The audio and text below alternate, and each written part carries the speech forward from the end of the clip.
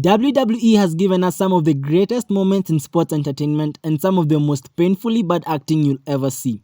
Welcome to Hilton. My name is CM Pink and today we'll be looking at the worst acting ever seen in WWE history. So, you know how most wrestlers treat their last match in WWE like a job interview? They want to impress, leave a legacy and go out looking like a superstar.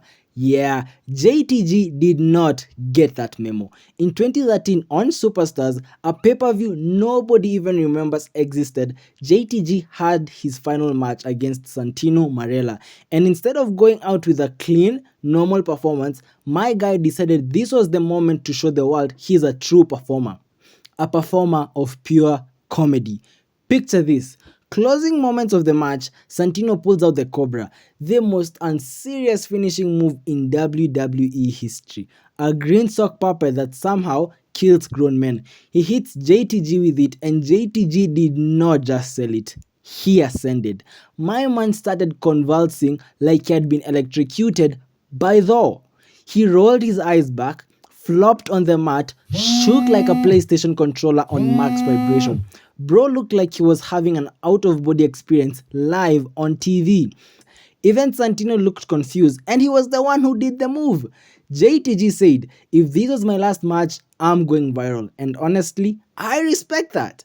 Because that sell was so dramatic, so over the top, it might be the funniest oversell WWE has ever seen. When WWE announced Stone Cold Steve Austin vs Scott Hall for WrestleMania 18, fans weren't excited. Most people expected Austin to face Hulk Hogan, so this matchup felt underwhelming from the start.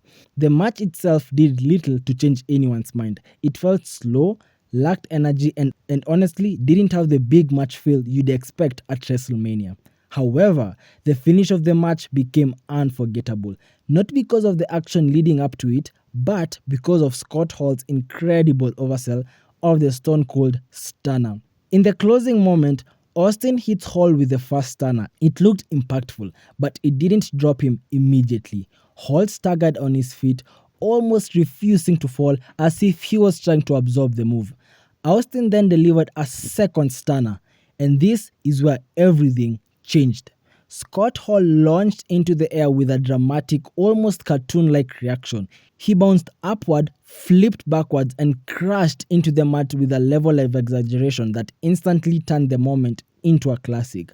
The match might not be remembered for its quality, but Scott Hall's oversell is still one of the most replayed and iconic stunner reactions in WWE history. The storyline leading into SummerSlam 205 match between Shawn Michaels and Hulk Hogan is one of the most infamous behind-the-scenes tales in WWE history.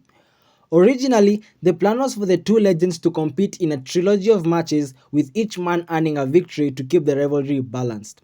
However, those plans were cancelled when Hulk Hogan rejected the idea. He cited back problems and insisted that if they were only doing one match, he should be the one to win, since he was positioned as the babyface at the time. With negotiations falling apart, the planned trilogy was scrapped. Shawn Michaels didn't appreciate the change. Feeling that the outcome was one-sided and unfair, he decided to respond in his own way, not backstage but inside the ring. During the match at SummerSlam, Michael famously began overselling nearly every move Hogan delivered. And when I said every move, trust you me, every move. A simple punch sent him flying across the ring, basic strikes made him flip, bounce and react with exaggerated movement that bordered on parody. His performance was dramatic, humorous and clearly intentional, a way of mocking Hogan's style and expressing his frustrations with how the original agreement had been altered. The result was a match remembered less for its competitiveness and more for Michael's theoretical overselling, which has since been one of the most talked about performances of his career. This next comedic oversell didn't even happen on television. It took place during a dark match on Raw, meaning the live crowd saw it but the wider WWE audience never did. Fortunately, the moment survived thanks to a fan recording it, and over time it has become one of the most widely shared oversells in WWE history. The match featured Triple H and Ric Flair teaming up against Shawn Michaels and Randy Orton. At one point, Triple H climbed to the second turnbuckle and leaped towards Orton, only to be met with a raised boot. What happened was one of the slowest, most exaggerated sells Triple H has ever performed. Instead of collapsing immediately, he remained standing, swaying back and forth as if he was completely disoriented. He stayed in that dazed state for more than a full minute, barely maintaining his balance before finally falling flat onto the canvas. This moment was even made funnier by Shawn Michaels' reaction at ringside. Standing on the apron, Michael looked both confused and amused, clearly struggling not to laugh, and Triple H's extended and theatrical performance. It's a rare example of Triple H embracing pure comedy in the ring, and it remains one of the most memorable oversells ever captured outside of televised WWE program. Heath Slater's legendary oversell during his 2012 Raw 1000 Legends Gauntlet run is still one of the funniest reactions to a clothesline from hell ever seen in WWE. During this storyline, Slater faced a different returning legend every single week to hype up their 1000th episode of Monday Night Raw. The list started with monsters like Vader and Psycho Sid, then moved on to icons like Bob Backlund and Rikishi. Every time Slater made sure he sold every move like his life depended on it. The payoff came when JBL stepped in.